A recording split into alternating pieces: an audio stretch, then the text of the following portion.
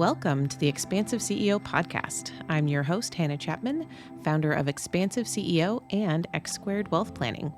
Buckle in as we explore how to create true prosperity and build a business and a life that expands beyond yourself and makes a dent in the universe.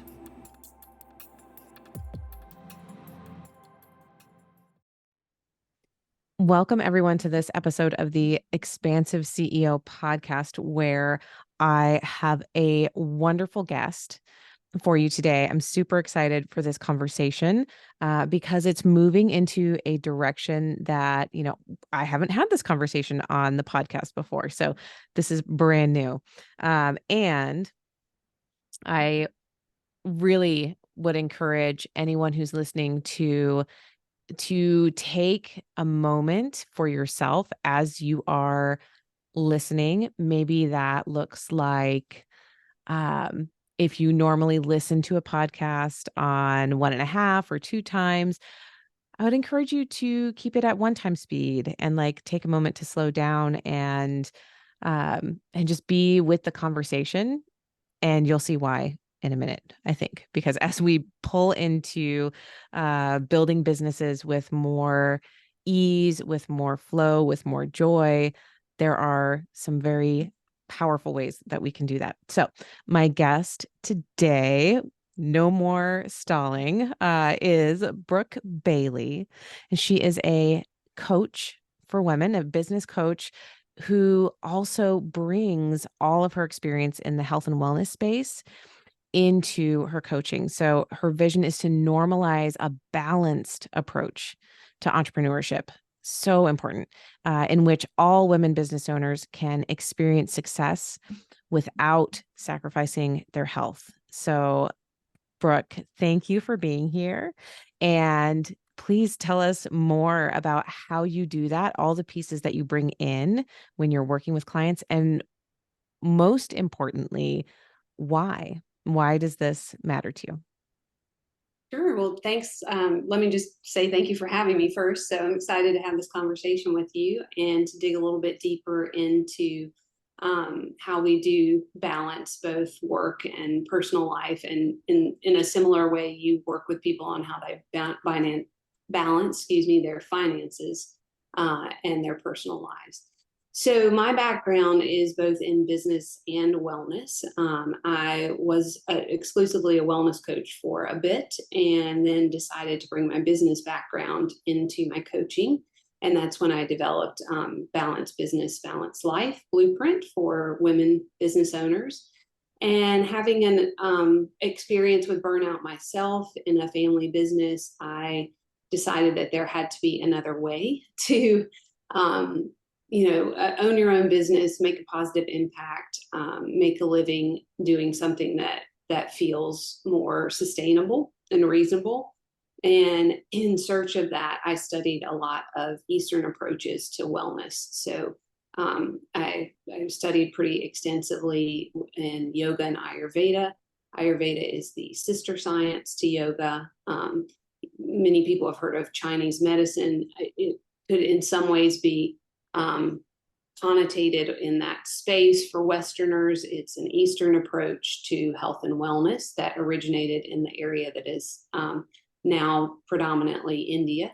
And so it kind of goes hand in hand with what we know in the West is yoga is typically we think of it as exercise or stretching, but in the East, it's really a whole philosophy and a whole approach to lifestyle and wellness. So when I'm working with a female entrepreneur, I'm looking not just at what her challenges are in her business, but also does she have personal challenges that are, influencing her decision-making in her business. And a lot of times that comes down to how she is addressing her own health and wellness.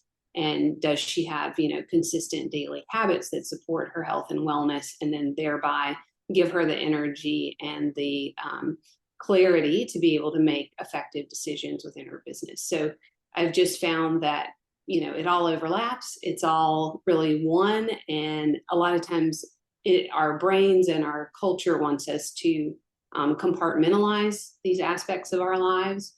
But if we can take some time every week or every couple of weeks to sort of step back and see what's the bigger picture for me as a whole in terms of, where am I with my wellness? Where am I in my business? Are those things supporting each other, or where can I make an adjustment or a tweak? So that's a long-winded answer to what I do and why I do it. So one of the things that you just mentioned that I would love to go back to now and kind of explore a little bit is this having experienced burnout, because I have experienced that as well. The firm that I left, the signs were so clear that that's what was happening.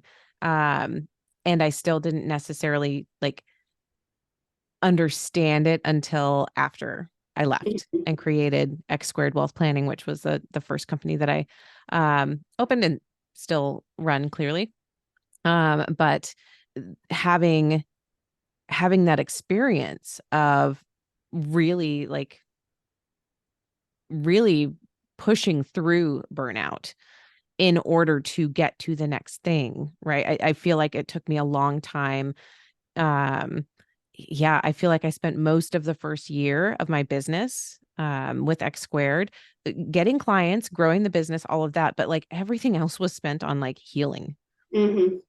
And so there was still an amount of, I can't slow down. I have to learn how to, incorporate more space into my life so that I don't revisit that burnout. Mm-hmm. So what was that like for you? And then how did you, what was the connection from burnout to, finding these different practices that helped you come back into balance? Well, interestingly enough, as I was doing involved in that role that I did, where I did become burnt out, that's when I first started practicing yoga. So I knew I was stressed out. I knew that, um, I wasn't myself per se. And I think that's like upon reflection, after I, into that role and started seeking something different, it's like you said, it took a while to kind of come down from that. And then in retrospect, I could see, wow, I really wasn't myself. Like, kind of knew it, but then, after 6 months or a year, whatever the time frame is, everyone's a little different. You kind of can look back and you really feel the difference of like, oh, okay, now I feel back to myself again. So in that role, I was trying to find some relief, and I went to yoga classes, and through what my expectations of yoga at the time were just stretching and stress relief, and the classes did provide that, but I also noticed that for some reason I started to see things differently outside of class. So that, why did I feel so different when I went to a yoga class versus when I got on the treadmill and was walking or rode the bike or whatnot? So there started to be kind of this differentiator, and I knew that yoga was shifting my perspective, and what I came to realize is it was expanding my self-awareness essentially. And so then the more that I got into practicing yoga and decided to take a teacher training, because at the time that was kind of the only way you could really study yoga conveniently, shall we say. Like, there were a lot of teacher training programs, even though at the time didn't want to teach yoga. But going through that whole process gave me a lot of different tools to manage the stress that I was under. And then subsequently, after I left that role, then I went further into studying yoga and ayurveda, and did become a yoga teacher, did become a wellness coach in that particular segment. So it was all kind of overlapping things at the time, but I would say I was just seeking stress relief, really, which I think, that's happens to most of us in the modern world who are juggling roles with family, relationships, and work, whether you own your own business or not. There's a lot that you're trying to manage. So the yoga provided me with some specific tools and practices for stress relief.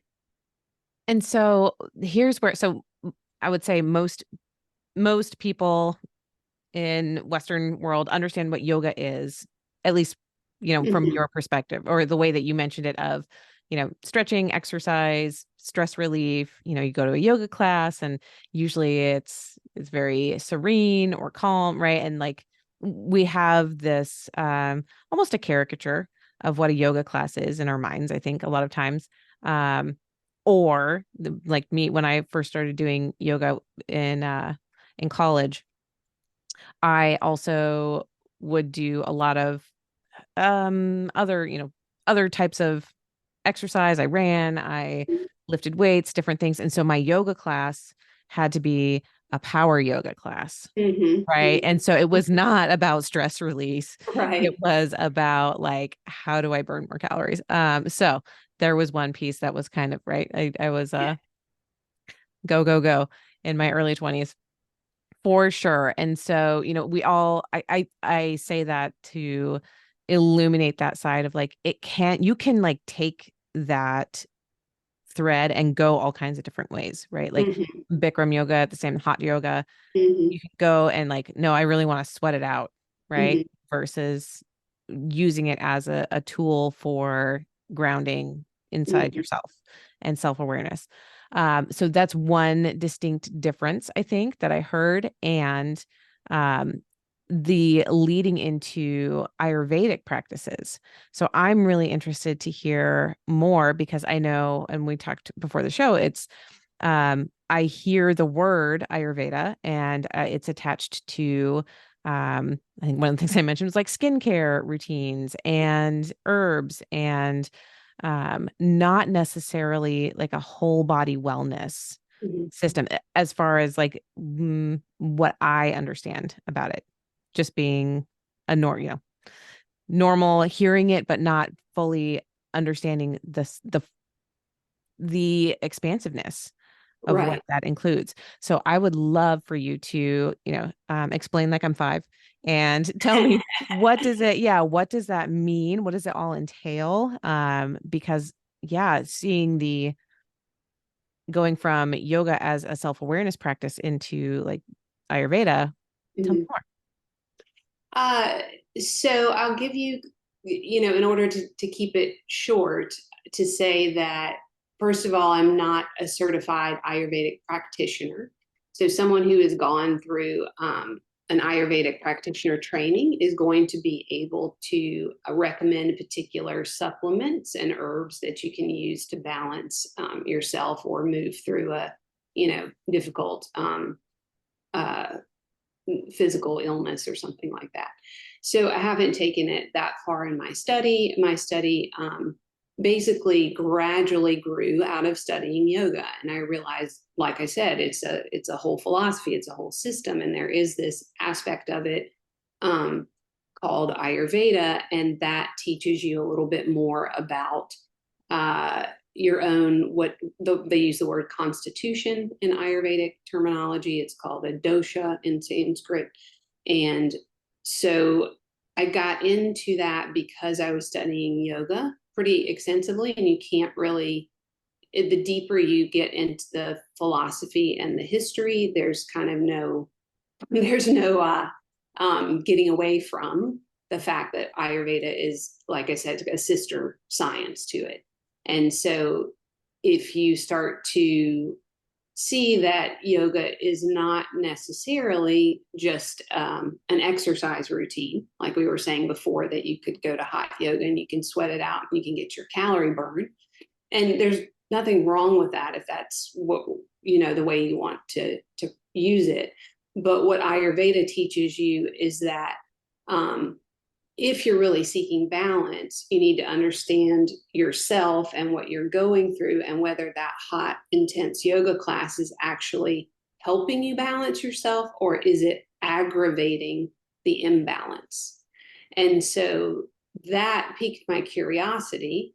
And recognizing that, oh, there's this whole different system, philosophy, and approach to how we take care of ourselves. And that this idea of, in the West, that simply exercising and sweating it out is kind of our go-to for balancing the stress per se. Like I'm just using like really broad generalizations here. And that in some people, actually going and doing that hot, intense yoga class, or that big long run, or that, super intense strength training session, and doing it maybe 4 or 5 times a week for some people, that actually can aggravate your stress if you are the type of person who's already, in Ayurveda, they would say has a pitta constitution or dosha. So pitta, it's the elements of fire and air, if I remember correctly. So if you're already hot and fiery, and you're going in and you're sweating it out and you're getting even more hot and fiery, and then you go to work and it's hot and fiery at work because you're super stressed out and you're running 90 miles an hour, then that hot yoga class, while you might feel a temporary amount of relief when you come out of the class, it may not be sustained. And it may be something that's actually making you more agitated. So that's kind of why I got interested in Ayurveda, and that's sort of how I use it with my clients. I'm not trying to dictate prescriptive recommendations in terms of supplements and things that they would take, but I'm looking at the person and saying, hey, where are you out of balance, like naturally? Because all of us have different personalities, different constitutions, right? And so if we kind of know what we're coming in with, and then we see where we are in our lives and where we are with work, family situations, then we can start to be like curious about, well, okay, so what if you didn't try hot yoga, but you tried restorative yoga? What would happen then? And so that's kind of how I approach it. And if the person's not into yoga, it doesn't mean that we're going to only seek out yoga classes or an Ayurvedic perspective. If they're not, then I'm going to just kind of help them begin to look at themselves and question how they're doing things, how they're living, what are their daily habits and routines. And that may not be using Ayurvedic language or something, but it will generally help them see themselves in a different light. And so that's how Ayurveda helped me, and how it helps me work with people, is that I can see people through the elements of, and again, this is getting maybe a little more specific on the Ayurveda side, but so you have the 5 elements of air, water, fire, earth, and ether. And you're looking at how does a person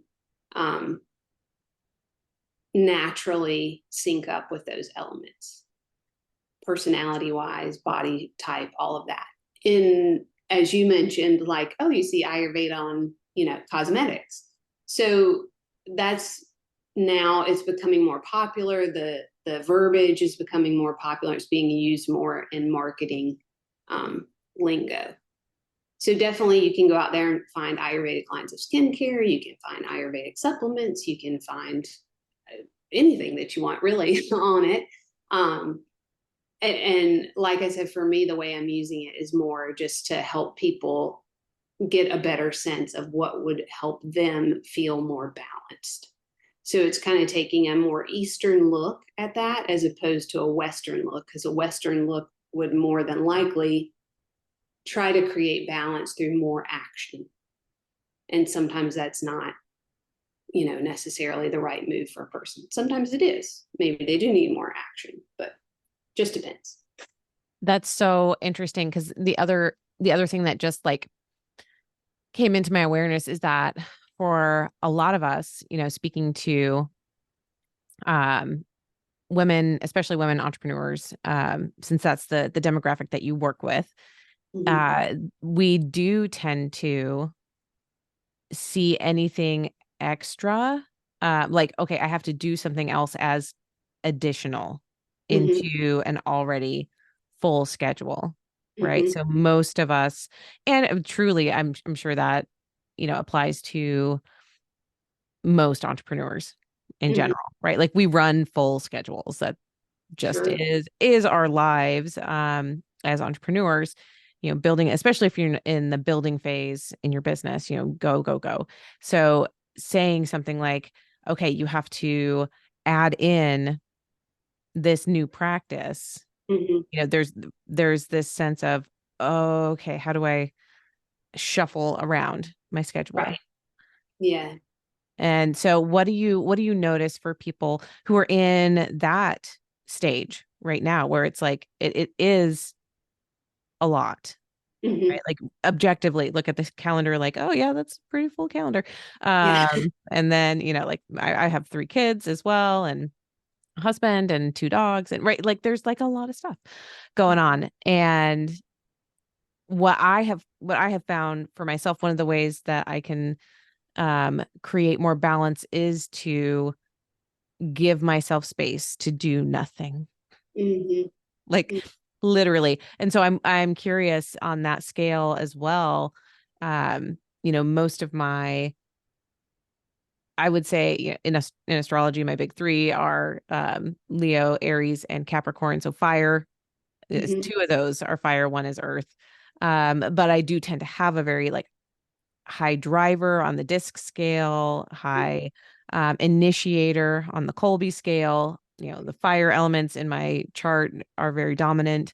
Um, in my human design, I'm a manifesting generator, so I'm like the go go Yes. in Yes. Same. all the ways, right? And so, yeah, like bringing in practices that are like, can you sit down? Can Mm-hmm. you just come inside for a moment? Um, I can do them now, but at first it was really challenging. Yeah. And it is. And I think that's the piece, maybe kind of a missing piece of the puzzle for us is when we are driven and we are sort of take charge type people, um, we feel like we can just keep taking the action. Someone says, oh, so here's what you need to do now. You need to take 15 minutes a day to sit and meditate, and that's going to help balance you out, right? And then someone tries to do that and they feel like they're getting more agitated because that's not part of their routine. That's not part of their systems and habits. It's not part of their innate, what they have created for their lifestyle. And so you have to, first of all, figure out, does that person really want to pause and sit for 15 minutes? Do they understand why it would be beneficial to them? If they're check, this is definitely a habit that they want to create in their routine, then, and they're really clear on why they want to create this habit, then we have to dissect that basically and help them use behavioral science tools, help them use self-awareness, help them use their environment, their relationships to create that habit and realize that it's going to be a slow, gradual process of implementing the habit and then refining and tweaking it. And, you're going to have, that's another piece of ayurveda, is that you have seasons, right? Seasons and cycles to everything. So there's going to be a season when you are introducing a new habit, when it's going to be really difficult and challenging. There's going to be a season when it is on autopilot, and then there may be a season where you need to pull that habit back and replace it with something else because of whatever's going on in your life. So I think the kind of main response to that question is, you want to make sure that the person really wants to do this particular thing, whatever it may be, whether it's, sitting quietly, like you said, because you have a go personality. obviously you had to decide for yourself, like, this is something I really want to do. And I do believe that it's going to help me. And then you had to slowly and gradually figure out where you were going to fit it in to your super busy schedule. So that's when we look at, some of the tools and systems that can help you organize your schedule. But even when you have those tools and systems of organizing your schedule, real life comes into play, right? The dog gets sick, the kid gets sick, you get sick. And so that's where it's realizing that you want to incorporate a little bit of flexibility in that. And then also figuring out what are the habits I want to keep for this particular cycle. For me and in my work, we do 90-day cycles because it's also like a quarterly cycle that we use in business. And typically you're going to be able to have a sense of what's happening in your life for the next 3 months. But beyond that, it's more aspirational because there are just too many moving parts to really like nail that down. So yeah, hopefully that gives you a sense of kind of how I would approach it if somebody is go. They know they want to take a break every day, but how are we going to make that actually implementable into their, if that is a word, into their schedule? Yeah, I think it is a word. So we're good. We'll say it is. So when you are working with someone and like how do you start that process? What do you assess about a person? And then because again, you're bringing this Ayurvedic um, mindset into productivity coaching Mm-hmm. and, bringing strategies and systems into your business that will help support your life, right? Mm-hmm. Like in all the ways. So what does that look like for you? Because I know I'll give an example from my work too. It's very similar to, yeah, we have to gather all the data for your financial plan. We Mm-hmm. have to know where everything is. We have to know what your business income and revenue looks like. I need to see your P&L, all the bank accounts, all your insurance policies, right? There is a lot of that Mm-hmm. data heavy piece. And then there's also what are you dreaming of?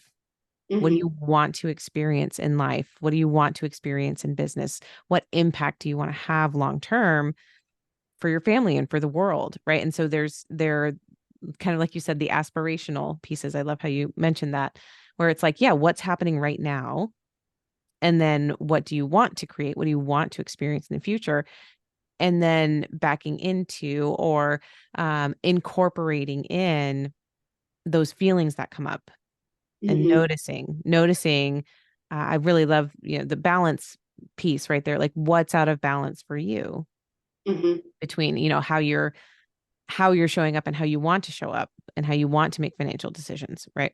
Um, so from your seat with you know, helping people shape their schedule and their calendar and be productive in the way that's like moving moving the needle forward Mm-hmm. while also keeping, really good tabs on, okay, how am I feeling all the time? Yeah. How do you do that? How do you go about that with clients? Well, we start with a vision and values session. So, like you said, you're collecting data on your clients. So, I am getting them to take the time to collect the data on themselves effectively of what are those aspirational goals that they have for themselves, both personally and professionally, with their businesses and their personal life, with their health um, and their relationships. And then in developing that or painting that picture for themselves, then we want to find out, why is that picture important to you? And what would it really mean to you if you were able to live a life that looked like that and felt like that? And so then we start to get some language around their values and what's really important to them. And from that bigger perspective, then we dial that back into, here's where you are now, here's what's working for you, here's what's not working for you.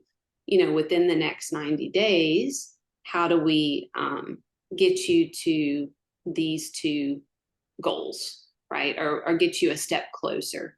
And a lot of times it is breaking it down into minute detail. And that's actually what I'm really good at. My mom jokes and she always says I'm eagle eye because I always see one little thing that's like, off or different. So I kind of eagle eye my clients' goals. And I say, like, let's map it out. And then once we've kind of mapped it out and we see where the roadblocks are, because you can't necessarily see all of that just from saying, like, here's my goal, right? Here's the revenue I want my business to make. And that, right? You have to help them reverse engineer it. But then even when you have numbers are metrics, you don't necessarily have the emotions, like you were saying. You don't necessarily have the underlying beliefs or behaviors that the person is operating with. And those beliefs and behaviors may not match the metric that they're trying to reach. Mm-hmm. And so we have to kind of deprogram a little bit and realign so that the actions and the beliefs are more likely to get them to the goal that they're envisioning for themselves. And there's a host of different tools and techniques to use to do that. But once we have that vision and value session for them, and we're really clear on where we're headed for the next 90 days, then I take them through a 3-step program. Clarity is the first phase, and that's part of the vision and values work. And then simplification is the meat of it. That's the second phase. And that's really where you are trying to take those details and apply them to your daily life. And you understand that this habit matches this value for me. And that's why this habit is important. And that's why I'm going to keep exploring how to implement this habit.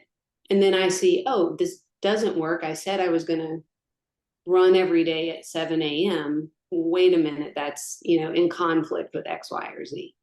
And that seems trivial in kind of a conversation like we're having now, but in creating a flow in someone's life where they feel like they can have some consistency in their habits and routines, that consistency is really, again, key for them feeling aligned with their bigger vision, or the thing that is the most important to them, or things that are the most important to them. And so that's phase 3, is aligned growth. And that's where we really see, like, okay, so now you've had some experience implementing this habit. You've moved through some of the roadblocks and challenges. You've set better boundaries with your time. You're communicating more effectively, etc. Is this still moving you toward what you really want? Or through that process of implementing these habits and going through the clarifying, simplifying, and aligning your growth, are you now aware of another layer that you weren't aware of before? And usually that's the whole kind of like self-exploration thing, right? You just keep going deeper and deeper. And so the more you're aware, the more you keep challenging your own perspective, the more you hear from other women business owners about what they're doing and what's working and what's not. You just understand more about yourself, and hopefully you understand more about your team, you understand more about your clients, and you're better able to serve yourself and serve them through how you're living your life on a daily basis. So that's where we get back to like the whole picture. Yeah. And the other emphasis that I think is so important is that you're always focused on the personal and the professional together. Mm-hmm. Right. And that feels like the space for so many business owners that I know, even again, like just drawing the parallels between our work, there's not a lot of programs or support for how do I implement this in my business and be a holistic person at the same Mhm. time. So yeah, for you to be doing that on this side, um, with, your scheduling and finding the flow and the rhythm that's right for you. And, on the financial side, like how do we balance the business and personal finances? Like it really is this new, I don't know if it's a frontier, but it feels like more, I'm meeting more business owners who are aware of the disconnect. Sure. Yeah. And so yeah, like being able to bridge the gap, that's almost the right way, I think, to look at it. Is like we're bridging what has been a gap. This is Mhm. my professional life, this is my personal life. Never the twain shall meet, right? We're saying like that's not real. Yeah, I think for it, and it's part of our evolution as a culture and as a society. Eh, yeah, I love traveling, and I've lived in a lot of different places, so I'm constantly referencing how culture influences our behaviors. And obviously, like studying an Eastern approach is a different culture to, and so I kind of am always looking from east and west, and what can we um, what can we garner from each side that feels like it is going to help foster a better experience for our own personal lives. And so I think that is what's happening in the um, current cultural lexicon, is that we are sensing like something else needs to give. We all have these resources now where, you know it, yeah, our lives are really, as complex and stressful as they are, they're also really easy and convenient in the Mm. West, at least, and for most people. Um, I don't know. Have you watched? I'm going to bring like the Netflix bomb in here, but it's not even Netflix actually. I think it's Paramount. The 1923, 1883 part of like the Taylor Sheridan Yellowstone series. No, no, I've heard it's so good though. Yes, my husband and I were watching 1883, which we really love. But basically, they're going on the Oregon Trail, seeking out a new life for themselves, and it is constant suffering and battle and pain and just really, really hard physical existence, right? And so in our modern world, we don't have to fight for shelter and food. Most of us, I know that's not a luxury for everyone, but most of us have a roof over our head. We have our business, we have our daily lives. So we're not struggling for survival, but mentally and emotionally, we haven't kind of created a balance with what's happening in our easy, quote unquote, lifestyle. So that is where that friction comes in, and we get this emotional and mental drain on us, that we haven't quite learned how to cope with or balance. And I think that's why we're talking about it more now, is because there is a gap, there is a space that needs to be bridged, as you said, for us to feel more at ease, more at peace, and to feel like we're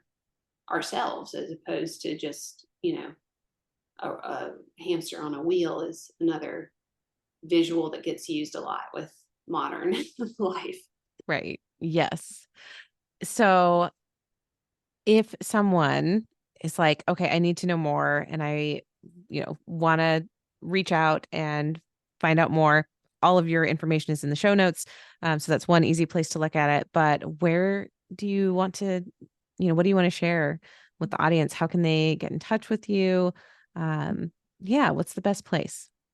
They can get in touch with me on my website, which is my name. So I use my first initial S, like smile, Brooke Bailey.com, sbrookebailey.com. And I have a work with me section and a contact form, where they can just enter a few details and we can set up a Zoom call. And I do work with people from all over. So definitely we can have a conversation and find out if we're a fit for each other and, what they're looking for. And there's also information on my website about my group coaching program, Balance Business, Balance Life Blueprint. So they can find that there. And I'm on social media at Brooke Bailey. So on all the different platforms.